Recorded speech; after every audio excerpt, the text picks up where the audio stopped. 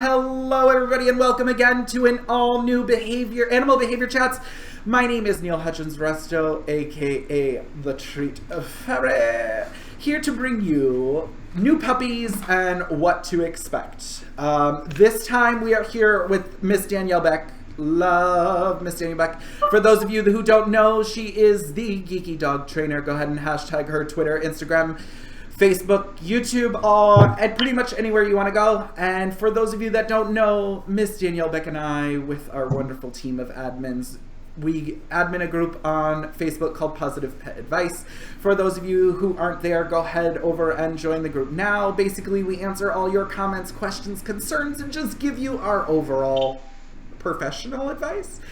My name is Neil Hutchins Resto, aka The Treat Fairy. We are here with Miss Lauren Watts. Okay, Lauren. Master's in research, applied animal behavior consultant, and puppy school tutor, correct? Yes, that's right. Perfect. So, Danielle, feel free to introduce our guest today and what we're going to be talking about. Absolutely. Our guest today, as you said, is the lovely Lauren Watts. Sorry, I'm just posting our stuff in our group.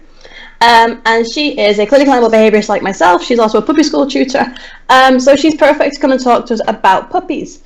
Originally, Elaine Henley was supposed to join us for today, but sadly, due to some family grievance, she's had to postpone. So Elaine's going to come back in a couple of weeks, and we're going to go really deeply into the science part of behaviour development, more focusing on the breeders and the early puppy life. Whereas with Lauren, what we're going to do is focus more on when you get your puppy. So we're talking about puppies that are like 8 to 12 weeks old, almost upwards to about a year, because year-old dogs are still technically puppies in the way that they behave. We're going to discuss a bit about socialisation, what this means, how you do it, what it isn't, and classes. So finding the right trainers, the right kind of training classes, and we're going to ask Lucy all about her opinions and what she does in her daily puppy life anyway. I'm going to start off with a few questions.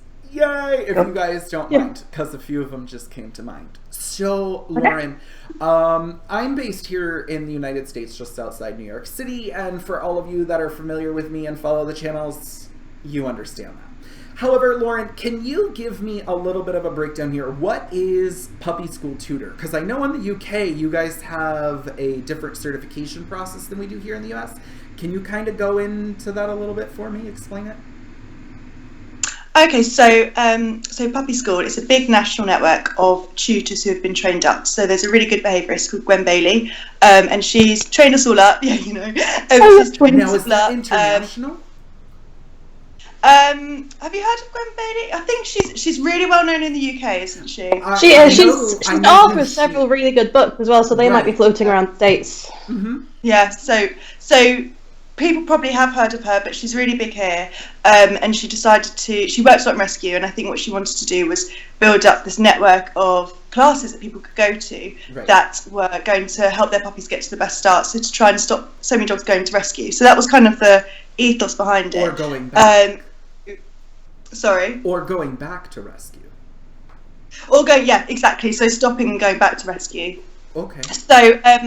So what she's done is basically she's done this business where there's a network of tutors. We've all been trained the same. We've all had to go on sort of a practical training, a training course with her, do some distance learning with her, and it's all about the puppies really. So it's great. It's really, really good. That's so cool. I wish we had something here like that in the US. Most of the programs here don't require a mentorship, or if they do, it's kind of a joke, unless you're like a Karen Pryor Clicker Academy graduate, or of some, I think Pat Miller actually has one too, where she does in-home things. I don't know if you guys are familiar with them at all, because we do have that, over the seas kind of thing going on here. But the best part about it is the science is all sound. It all comes from the same place, and I think we just want to set every dog up for success. So, Lauren, I'm new to the dog world. No, I'm totally kidding. I'm really not. But I'm going to give you a hypothesis here. And, I'm coming to your first class. This is my consult. What would be some of your overall advice for a new puppy person? You haven't told them about toys yet. You haven't told them about classes yet. You haven't told them about socialization yet. Give me some of what would you suggest for these new puppy parents? So I think people that I see a lot of puppies. So I do puppy parties at vets. I do lots of one-to-ones with owners that really want to do the right thing. And so I'll see them literally get the puppy from when they're really young, and they'll want to sort of build them up. So exactly what you said. And what I normally say is from the very start is to try and build that bond. So rather than go straight into obedience and get them to be sitting and laying down and stay within the first week, what you really want to be building on is that bond and building up their confidence so they're quite bonded with you. Because if you've got that confidence and you've got that secure base, then it's much easier to get a lot more out of your puppy. So I'd be teaching them to do things like work with their puppy really well, to make their puppy feel secure, feel nice and safe. Trying to, if they're crying at night, don't just let them to cry it out. Let them go down and know that you're someone safe for them. Right. And I think that's the most important thing to do before you start doing actually all the training, is to just get them to trust you and to know that you're really nice and secure for them. Perfect. And what are some of those games or things or activities you would suggest to help build up that confidence, help build up that bond a little bit, maybe get them into that right frame of mind that you would want before you would start to do some of those obedience cues? So what I normally do, so the first thing is getting just the very basics really, so getting them to sleep at night. So a lot of people will say do things like leave them totally to cry it out. For me, I would say if you've got a really distressed puppy, it's been ripped away from its family for the first night, rather than leaving there, what you really want to be teaching is you're going to go down, you're going to be really nice and relaxed. And what I think the main thing is I would teach people to be very patient with their puppies. So trying not to take them off, but even though you're not really giving them a game or activity, trying to teach them not to tie the puppy off and to try and get them actually to play with their pup. So get some nice toys, find out what their puppy likes doing, and doing some bits and pieces like that as well, to try and help them. When people kind of talk about socialization, it's one of those words that I love and hate at the same time. Yes. Because you hear it everywhere, and people kind of assume that socialization is they have to expose their puppies to everything. As behaviour counsellors, we see the good side of that when people do it right, but we also see the bad side when people overwhelm their puppies and they put their puppies in the middle of everything. They go to puppy parties, as you mentioned earlier. There are lots of vets that run puppy parties. Some of them are fantastic, others are just the puppies are off lead running around manic. In your experience, what's the difference between the two? How would you class socialization? So for me, socialization is taking at the puppy's rate, so seeing how they're able to cope with it. So it's all individual. So I know you can get those really lovely charts where it's got like tick boxes for like old men and people with moustaches and things like that. So they're really good, but you also have to look at your individual puppy. And I think it's taking it at that rate. And what you're looking for is that the puppy is happy to approach, that they're not sort of really scared and they're not cowering, but they might look back to you. So they might look at you for some reassurance. They're also happy to go forward and approach. And it might be for one puppy, they can meet loads of different puppies, lots of different people, take it in their stride, and another one, they need it a lot slower. So I think you're completely right in what people say is socialization, people have latched onto that and it's a really good thing, but sometimes it's too much. So just looking out for what your individual puppy, rather than reading all the books and ticking everything off, you need to look at what your puppy needs, I think would be best. Would you agree that with some puppies, the kind of less is more sort of thing? I know some trainers and owners in the area, when they get their puppies, they take them out, but they might only expose them to, say, a couple of different dogs that they know are, really good and well mannered and all the rest of it, without doing like the giant tick list. So kind of owners can actually do that kind of stuff where they don't overexpose them to everything. They just meet a few nice things and they have really good experiences. Have you found a difference to when owners do that to when they just expose everything? I think it's really important that they have positive experiences. So I think when they're so young, so I'm talking about really young, sort of 12 and under, I would personally rather have them have less better experiences than lots of not so good ones, because I think it's important, it's positive. If a puppy goes out and then they're trotting along and then a massive dog comes and bowls them over in play and that's their first time meeting a dog, that's not going to be good for the puppy because it's going to really stick in their mind. So I think it's better to really judge what you're doing and to take it slow, I think. So what you're saying is right. I think I'd rather do slightly less really nice interactions, rather lots of little bit scary ones. Yeah. And that's if you're setting these things up in advance. One of the main isms of the treat fairy is to find those teachable moments.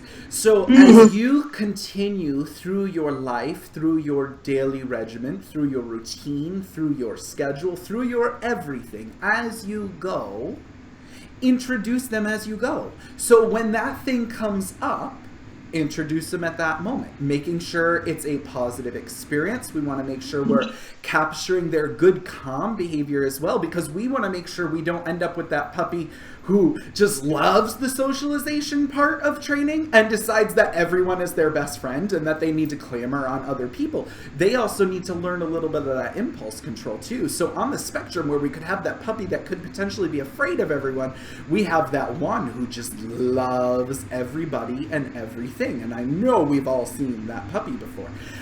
So I like to definitely say, if you can't set it up, just take it in stride, but make sure that the first thing you think about is, where is the puppy and what am I doing? Because that should be your first train of thought. Because if that's your first train of thought, you're on the route to trainability.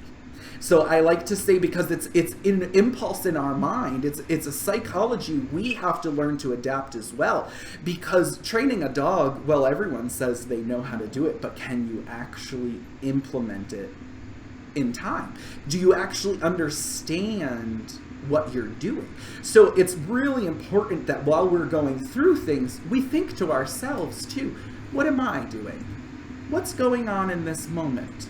Slow it all down just a smidge and you'll be able to set the dog up for success. I like to say we just want to teach it as it comes. So find those teachable moments.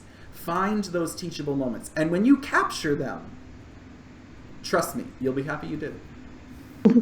I like the teachable moments thing. Because your puppy will be exposed to all the situations. And if you're in a bad situation, it's always good to have something on you. So if you're out on a walk, if you're doing really well, and then something scary does happen, that you're prepared to do something, whatever it takes to make your puppy feel safe again, whether that's shoving some cheese down its throat, or moving your puppy away and saying, actually, this situation is too much for you, and not being afraid to pick your puppy up, you know, and walk off with it. Right, but what I will also say too, sorry to interrupt you, but what I will also say too is make sure that everything is on a threshold. You also want to make sure that if you do take the dog out, that you don't completely walk away.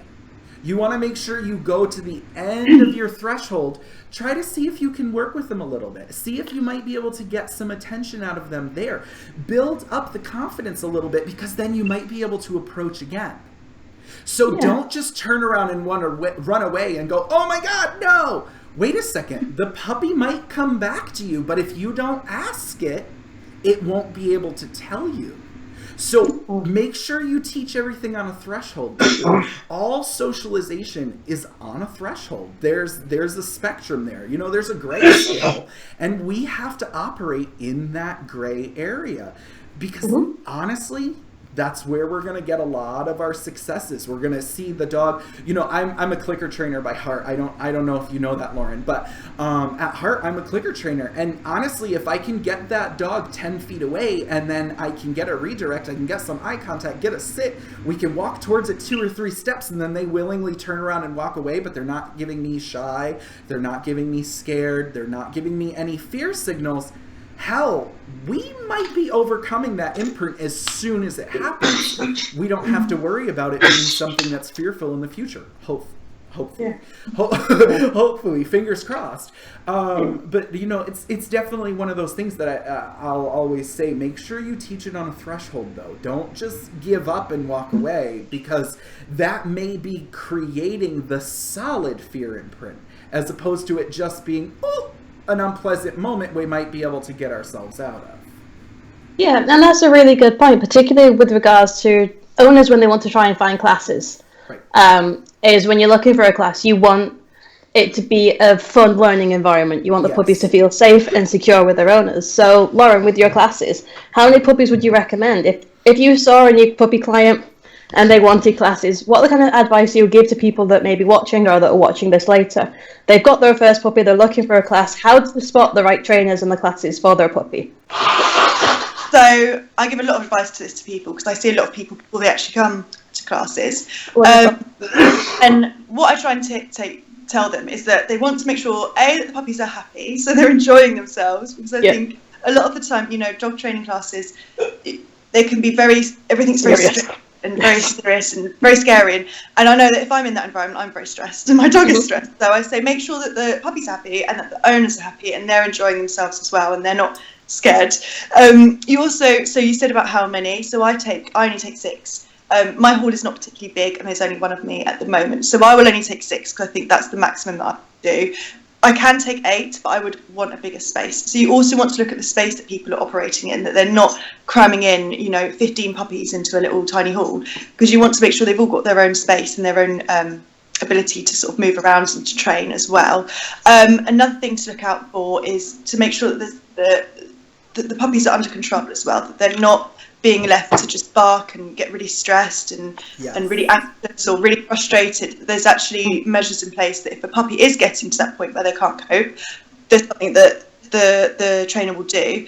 And with puppy play as well, I'm sure we'll cover it, but making sure that the trainer... We can start now, it's fine. So... we can start with the puppy play stuff, go on. Yeah, so puppy play is a massive thing, because everybody wants their puppy to play, don't they? They love it, and I love watching dogs play. I can watch it all day. So I understand exactly where people are coming from, but what is difficult is when everyone lets their puppies off, and then they say, let them fight it out, it's fine. It's not fine. Like, you can't expect, you know, a puppy that, you know, 12 weeks old, that's not experienced a huge range of dogs, to be able to assess a situation correctly and to be able to respond in a way to different things. I mean, I find puppies can either become bullies or they become bullied when it's all a free-for-all. So it's a really important thing that I think if you're looking for a class, that the trainer's actually going, do you know what, we're only going to let 2 puppies off. Or even actually, if I went to class and they didn't let any puppies off, I think that would be better than letting them all off, because it's such a hard thing to get right. So so looking for where they're not letting all puppies off, just free for all, and they're having a bit of control over that as well. If you are a puppy owner and you were in classes and your puppy was, say, barking or not listening, and the trainer wasn't really paying attention or something, what could you recommend to the owners that they could start doing in that situation? How could they help the puppies on their own until the instructor's got time? Because sometimes when you're instructing a class, even the small ones, you can't always be everywhere at once unless you've got assistance and help. So even if you're at a really good class, you might have a couple of minutes where the instructor can't get to them, or if it's not a very good class, they won't speak to them at all. Because I'll just keep glaring at them because their puppy's the one that's flying up to the class, which is just horrifying in my experience, when trainers will just stare or shout and say, stop your dog from barking. It's like, well, it's barking, it's doing it for a reason. Yeah. So what kind of advice would you give to the puppy owners? You know, what things can they take along to classes to help with the situation? So I normally provide, or I tell people to bring along a stuffed Kong or a chew or something that their puppy likes. Obviously, you've got to be careful because you don't want to have any possession issues. So you've got to make sure that when they're eating, they don't have puppies rushing up to them. But they're all needs anyway in the class generally. So I try and say, have something that the puppy likes and that they're able to settle with. And a really important part is actually teach your puppy to settle. So, okay, this dog's the lead, but they need to be able to sit down and say, okay, but I can relax here. Yeah. So it's teaching that frustration, impulse control as well. So I would take along a Kong, something stuffed. If you haven't got that, treats, just try and do something fun, get your puppy more focused on you rather than what's going on the outside. Toys, anything your puppy will like that you can just try and get them more focused on you than what's going on over there. I mean, if the worst comes to worst, you can screen them off. Which, you know, if you've got a pup that's really, really frustrated, you can try screening them off. But I would say, first of all, for the owners, if you've got a puppy in a class, don't worry about just, you know, giving them something easy to do or getting them focused on you, I think would be the best thing. Yeah. I would like to interject there, and you guys are lucky to get 2 treat fairy-isms in one episode. Woo-hoo! So my other thing that I would add to, you know, if you can't teach them to settle, or if you just can't get them overall attention, my ism is, when in doubt, walk it out. So if you need to walk out of the room, or you need to just try to walk a couple big steps that might get the puppy back to play with you, because we're doing, let's go, now we're off somewhere else. Oh my goodness, where are we going? What are we doing? And then you just go right back to the same spot you were. And chances are you'll be able to start pulling some cues out, maybe getting a little bit of a settle there. But my ultimate goal, you can do this while you're out and about. You can do this in a class. You can do this anywhere. When in doubt, walk it out. Just walk away. And then try again later. But just walk away. Take the puppy with you. Don't don't leave the puppy. Yeah, don't just leave it there. Don't just leave the puppy there. Obviously, we want to take it with us. But when in doubt, walk it out. Because what's going to happen is you're walking away. You are creating a motivator for that puppy to follow you. So if you're just walk away. Just walk away. My other thing I would definitely say as part of, you were discussing things to look for in your instructor or your trainer. Observe a class. Many instructors won't let you observe a class. It is my fondest thing. You want to know? Come see a class. I will let you see it. I'll let you see if it's something you want to do. Dogs aren't off lead in my classes. I don't do it. If it's a puppy play date, it's a different story, but dogs are not off leash in my classes. It's not how we do things. However, that doesn't mean the last day of puppy play group I don't go over and pull out my Xerox box full of tennis balls and just let them have a party the last few minutes. But the thing is I'm adding something else for them to play with. So chances of them interacting with each other is going to be diminished. So it'll allow me to be able to explain some of the puppy play that they're seeing, some of the body language that the parents are seeing before I send them off to do what they need to do in the real world if they decide that they don't want to come back for a little bit more of an intermediate obedience level. Yeah, and I think a lot of people struggle with that side of things when they've got their puppy, is it's them trying to focus on what the puppies need to do, and how to distract them or redirect them, and they focus a lot on the other puppies in the group. And it's like, focus on your puppy, and as your puppy grows up, there are different times within your dog's life. They've got their early socialization, they've then got other periods throughout the first year. So right. Puppy training particularly doesn't end, once your 6-week puppy course ends. It doesn't end until that dog passes away. Your training doesn't. The puppy period. Bluntly, well, the puppy period, you're probably looking about a year to a year and a half after you get the puppy. So that's on top of the 8 weeks to 12 weeks old, depending on where you get it, depending on what kind of a breeder you get it from. But that's a different ball game, different episode altogether. You're probably looking about puppy. Well, would you guys say you probably experience puppyhood for about a year after they get the puppy? I'd probably say you're right. You've got a young dog until about a year and a half. So I'd agree. I'd say they have an adolescence period. So I say I'd go with that too. Yeah, I'd probably say puppyhood is like real puppy until about 5 months, 6 months. 6 months, you're heading towards adolescence, and that's what's lasted a long time. So I agree. You don't get a proper dog, sort of grown up dog for quite a while. Yeah, and I tend to find a lot of the. No, go ahead, Daniel. So say a lot of the puppies is they're very puppies and very young and naive, but once they get to that kind of 6 month sort of age, that's when a lot of their kind of hormones start to re-trigger as they start to become adult dogs. They get the kind of puberty sort of element that humans get. So I tend to see a lot of the start of behaviour problems around then, and it's usually things that haven't been caught in early puppyhood. Where when you ask clients that have reactive dogs or nervous dogs or something, what were they like as a puppy? It's like they were always fine. And then when you actually go into detail, when the puppies met other dogs, they weren't fine.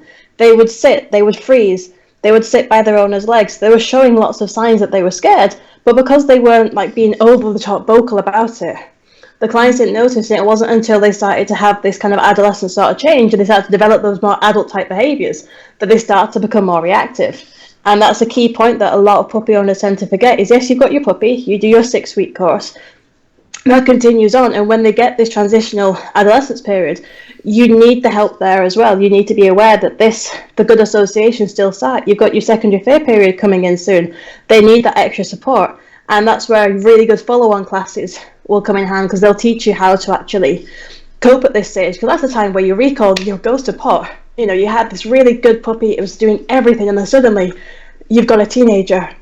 And that's the side that a lot of puppy owners forget, is you want to start building them up young to be confident and to respond to you. Do you do follow-on classes yourself, Lauren? Yeah, no, I do follow-on classes as well. And a lot of people, I have a little break and they think, oh, my puppy's perfect. And they'll have a couple of months off and then they'll say, oh, actually, I think I need classes. And I actually say at the end of the puppy class of the puppy school when we finish, I say, right, you've got your puppy and you've graduated, but your recall is going to go out the window and everything else is, because they're going to become a teenager. And I try and make it really clear that that's what's going to happen, because I think people don't realise how hard it is for the first couple of years. Yeah. First year and a half, like you were saying, it is when you've got a young dog as well. Yeah, and I know a lot of trainers that struggle as well. A friend of mine is a fantastic trainer. She is awesome, and she did the silly thing. Really proud of her for doing so, but she got a Malinois puppy. And for those that know Malinois, they're very teethy. They're not the easiest to breed. She's done fantastic with her, and when she was going through her adolescent stage, she's almost coming out the end of it. And she's like, she's not done this, she's not done that. And I'm like, it's not a fail on your training. I was like, she's a teenager. You know, she's a 9-month-old dog. She's doing normal stuff for a 9-month-old. And I think a lot of people need to prepare themselves for that time period in their dog's life. Is the lovely, perfect puppy that was sitting, that was recalling, that was doing everything they wanted. They vanish. You know, their short-term memory literally goes out the window, and they can't do these things. And it's not that they're being bad or disobedient or anything like that. It's just they're changing, they're developing. There's stuff everywhere that is just overwhelming for them. Defiant pricks. No. So one thing though, like I always like to tell people too, is you get that adolescent stage. I like to refer to it as the terrible twos, because it can come anywhere from the time that the dog is 6 months old until the time it's 2 years old, depending on when you decide to, snip and neuter. And and obviously, I mean, we're gonna get these hormonal changes. They can cause memory changes, but we can also see this sometimes in dogs that are coming out of the shelters early. If they're coming out by 12 weeks, 15 weeks, 18 weeks, we do find that they go through a transitional period where they have a lack of hormones. So we end up seeing a lot of hyperactivity. We end up seeing a lot of anxiety. And these different things that kind of manifest themselves into this manic, depressive, terrible, middle teen kid that just is blowing you the finger all the time. And what you have to realize, hang in there, don't worry, it gets better. I know I sound like a really shitty campaign, but it's you will find that even the best of us, I am raising my hand right now because every single person in this chat knows that I am having problems because my 3-year-old all of a sudden does not want to be housebroken anymore. Random, just decided. And now we're going through a year of trying to housebreak again. And it's the fucking worst. It is the worst. My floors are crying. My paper towel budget is screaming. It's horrible. It's horrible. Yeah. Don't worry, it gets better. Hang in there. But this is the prime example of just because you think it's going to be golden rainbows doesn't mean it actually will be. Yeah, so sorry, I've lost it now. I was hoping I was going to be able to slide that one in without you guys realizing it, but I don't think it happened. We've got a question. Yay! I love when we get those. If your owners could buy only one item to help them through puppy adolescence, what would you recommend? Ooh. Could only buy one item? I'd probably go for a training line. Fuck that. Yeah, it's like the first thing on my head, because that is just, it will prevent so many problems. Go get a gift basket. Yeah, if you don't know what a training line is, they come in different sizes. You've got the puppy house lines, which are very thin white nylon that you have attached to your puppy's collar. Pretty much all the time they're in the house. If you see them about to do something, you can call them away. If they ignore you, you can put your foot on it.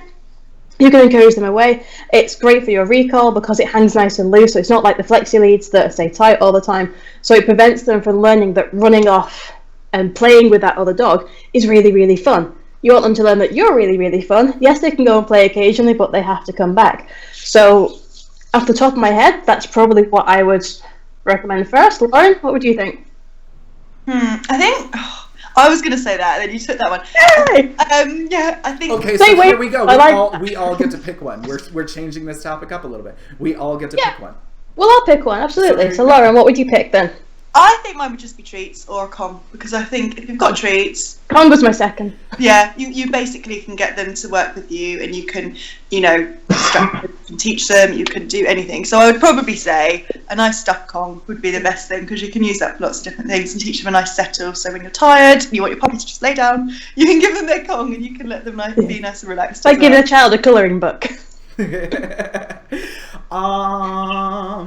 Okay, so if I had to pick one item, all right, so I'm gonna give you guys a third ism. Ding, ding, ding. You guys get a third ism for the same episode, right? So what I would say is I would just buy a clicker. 99-cent box clicker. And the reason being is because training is in the kitchen. I don't need to go out and get special treats. I can just use the shit that's already in my grocery budget. And what I would do is anytime they're near me, click and treat. Anytime, start with a placemat. Everyone has a welcome mat near their door, right? Take that mat, put it in your kitchen, have the puppy on a place, teach a stay, teach a place, teach a wait, all of it in the same session. Training is in the kitchen. Take that mat, put it in the kitchen with you, do every single thing you need to do, and you'll get all those obedience cues on top of it. Get a 99-cent box clicker, bitch. 99-cent box clicker. Awesome. Sorry. We all know I'm brutal and honest. I'm brutal and honest. I'm a queen. And, I am the treat fairy. That's okay. I quite like this. We've got our top 3 things that you must have. We've got one of each. So we've got a training line to prevent our problems. We've got our treats to encourage your good behaviours, and our clicker to reward. Kong. As long as people know how to actually. That Kong is, crate training, subtle training. Keep going. Go with that Kong. Stuff it, stuff it. And here's the other thing.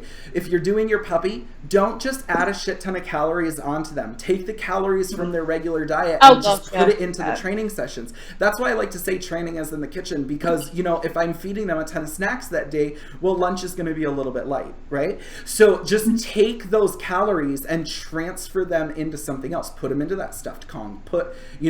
I do this obviously supervised. Don't just give your dog a tennis ball. I cut a tennis ball open and put treats inside, and I just reward them for interacting with something other than me. Yeah.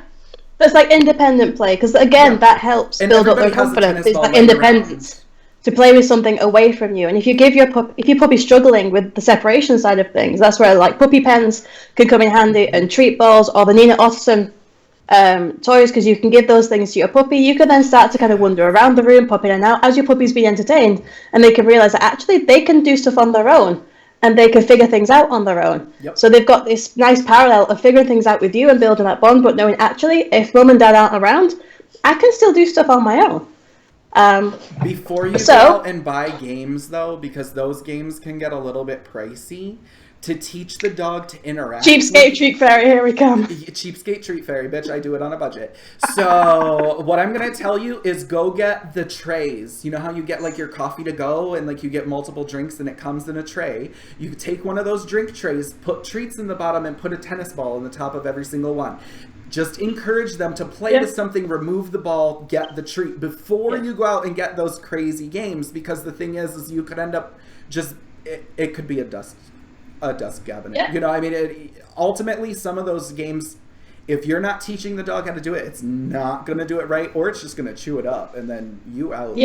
That's where cardboard boxes really come in handy, and like cereal boxes, kitchen roll tubes, with things shredded in, and boxes inside of boxes to give them stuff to entertain and to help stimulate them mentally as well. Well, especially when they're puppies, because it helps with the teething. So if they're ripping up cardboard, as long as they're not eating it, if they're ripping it up, it could potentially be okay for them. So it's not one of those things like I'm going to frown upon you because you don't have the latest and the greatest and the best that's out there available. Oh, hell no. I'm going to give you the cheapest way to do it, because I want to make sure that you're doing it properly before you go out and spend the money on special leashes or harnesses or anything like that. Because that's my other thing too.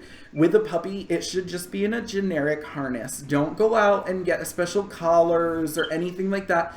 Put it in a little generic harness that makes sure it fits well. Make sure that those, the elbow pits are not, impeding it in any way. We want to make sure that they have full gait movement, because obviously we don't want to deter them from growing up and being the best. Yeah, because harnesses can be quite scary for puppies, and there's lots of dogs where when you put a harness on, they'll run away and you get lots of problems. So again, teaching them to kind of come into the harness and using your treats and teach them how to accept it. You should be doing that anyway, because I would say even if you're doing a regular collar, you should do it. That puppy, as soon as you put a collar on, it's going to start to scratch at it. It's going to try to deflect a little bit. Basically, it's telling you, what the hell is this damn thing on me? I don't like it. So ultimately, no matter what it is, if we're introducing it to the dog, just introduce it to them. Let it be on the floor for 2 or 3 days and just reward their interaction with it before you try to put it on. There's no need to try to feel like you have to, you know, force it all on them. Trust me, there's plenty of things in their life that we're going to have to force on them, like the first time you take their temperature and the first time they get their microchip. So trust me, there's going to be plenty of things that are going to be forcing on these puppies. Let's try to introduce things a little bit nicer. Let's try to click and treat. Let's try to reward their interaction with us and that positive interaction with us at that. Yeah. So as we're nearly out of our time, we'll do a little bit of a quick roundup. So for new owners out there that are getting their puppies, we're going to do another chat when Elaine is free, and we're going to focus a bit more on the breeding side of things, so how to choose your puppy. But when you have your puppy, a lot of it is understanding what socialization is, and it's about not too much exposure. It's giving your puppies those really good experiences. So having those treats with you, taking it nice and slowly. And as Lauren and I mentioned earlier, it's better to have less really good experiences than lots of not so good ones. There you go. You know, being with them during the night, as Lauren said, don't let them cry it out. The puppies need to learn to bond with you, and they need to learn that you're safe.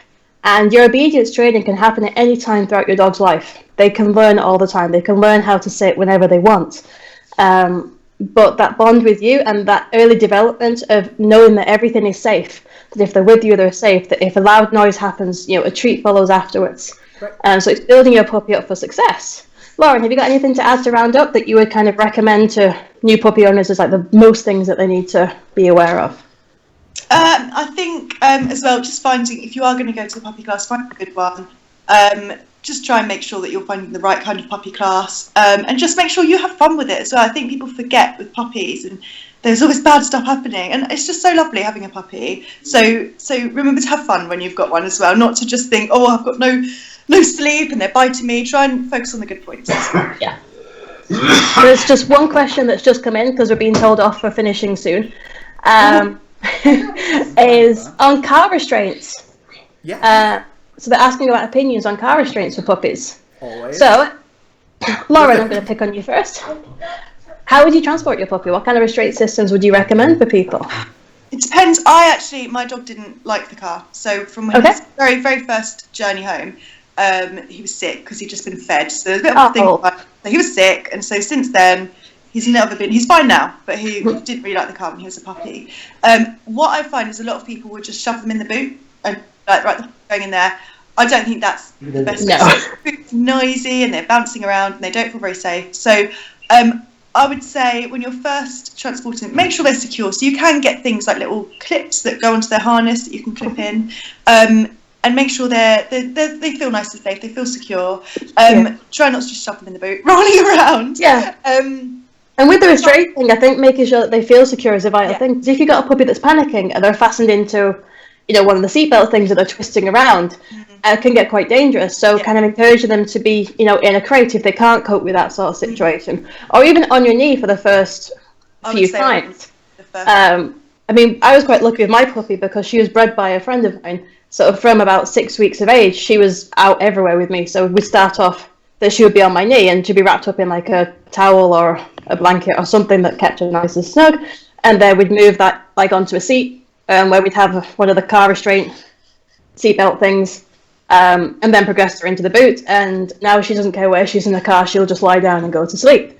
But if dogs are worried about the car, he's trying to figure out why. So, you know, is it because they feel sick? Are they nervous? And the restraints is, I mean, over here in the UK, I'm not sure if it's the same with you, Neil, is legally dogs can't be a distraction to the driver. So in theory, that should be taken as they have to be restrained, or at least confined some way. So either have your lead fastened in somewhere, have a harness on that attaches to a seatbelt, or in the boot. But crate are probably the way that I would tend to recommend for a lot of them. If they're a bit unsure about travelling, and then get them used to it and then build them up to a point where they don't need it. But I would recommend that they're restrained in a way, because if you have, hopefully you won't, but if you have an accident, you want to make sure that your dog isn't then able to escape onto a road or somewhere else. Neil, how would you deal with restraints? Do you restrain your puppies in the car? Always. Okay. Always. Here's my go-to. You already have a harness for your dog. So just get one of the clips that either goes into the seatbelt holder, or my ultimate favorite, go get one of the longer like the couplers, where you can walk Yeah. 2 dogs on 1 leash. Go get some of the longer ones, or one of the ones that you can actually make longer, and then you can use that as your restraint if you have a, you know, an actual SUV where you have a bigger piece in the boot, or whatever you guys call it. We call it a trunk. So, but to you, that's probably something you would put luggage in, like clothes. So, you know, that's just how times change. No, but the one thing I would definitely say, you know, here in the U.S., they're not supposed to be a distraction to you, but we all see those photos floating around, and we think they're Tijuana, but they're actually right here in my backyard. So, you know, there's tons of people that do a lot of really bad shit. My overall thing I'll say is train it before you drive it. Make sure you're putting the effort in to work with them in a vehicle before you're actually on the road, because, well, you can't be putting the time in you need to put in while you're paying attention to driving the vehicle. So just make it run in a parking lot a little bit. Take them just to the grocery store and sit there for a second or two, just up the street to pump gas, or whatever your errand is, that you're just going somewhere and you'll be right back. Just take them with you. Make little short trips, build up their tolerance. Some of them do get motion sick. You know, we want to make sure we don't have that case, or we're not causing an anxiety. So small trips, make them pleasant, then work your way up. This sounds really weird coming from a person that's shipped animals to and from across the state before. So, you know, I honestly have to say, but, you know, I can bring this into perspective. You know, I shipped my horse, and what I told the people was, because he was having a bad day. Weird for him. He likes to travel, likes to trailer. He was having an off day. I said, you know what? Take 24 hours, put him back on the trailer, try it again. Guess what? He went the rest of the way all perfectly fine. You can end up with the same thing. Maybe they're just not freaking having it that day. And that's a really good point, particularly with our puppies, is that they're allowed to have off days. Right. It won't be that perfect puppy all the time. You know, there will be days where they'll wake up and they'll just be in a bad mood for whatever reason for themselves, or they'll be tired, or they won't be feeling well, or something scared them. And it's making sure that they feel. There might be diet changes, and there that might be environment and you changes. give them the benefit of the doubt. If they're not listening to you and they're repeating not doing it, don't start to think that either your training's failing or that the puppy's really bad. It's like, actually, they're just having an off day. So focus on something else. Just spend some time cuddling them, have a bit of play with them, make them feel more secure about themselves, and then start again. Yeah. Just and you can just do little things like taking a nail file to a nail. Just one nail once a day, you know, just a little thing. So if it's a day where you don't think you're going to get much in, just try to get a couple of those little successes. There's some basic handling, just some basic, you know, let me touch your teeth, let me work with your ears, let me work with your eyes. So if the other stuff is just too heavy that day, go back to the basics. And I know it sounds funny, we're talking about puppies in kindergarten, but you literally need to go back to handling kindergarten, like pre-K. Like, we need to go back. Well, it's similar to our chat from last week with Vicky, about the vet thing. But I've just read on our chat that the reason the lady was asking about the restraint was that there's a lot of people in their classes that have been restraining their dogs by their collars in the car to the seatbelt. Don't do it. And everyone's... You give them the same reaction that I have. I'm like, no! If it's not a harness and it's not a crate, don't do it. It needs to be on a harness, not on a collar, because if you've got whiplash and it's right on your neck, you've got, oh god, so many issues. Yeah, we have that, and you have just overall chances of suffocation and things like that, because they'll just lean on those. Puppies don't, they'll lean until they pass the hell out. Some of them are as dumb as hell. I love them all, but all right, so ladies and gentlemen, that has been Animal Behavior Chats with the wonderful Miss Danielle Beck. Thank you very much, Miss Lauren Watts, for coming and joining us, the puppy school tutor from the UK. If you would like to follow her lead with Lauren on Twitter and Instagram, go head over and subscribe to my channel as well. We are now live with the Tree Fair Studios on YouTube and on Instagram and Twitter, so go ahead and follow us. Miss Danielle Beck, the geeky dog trainer from the UK. You can find her, most of it's all Danielle Beck on Twitter, Instagram, and etc.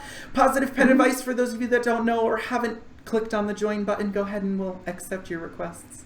And ladies and gentlemen, this has been Animal Behavior Chat. I am Neil Hudgens-Vesto, aka your treat for it. Signing out. Bye. Bye.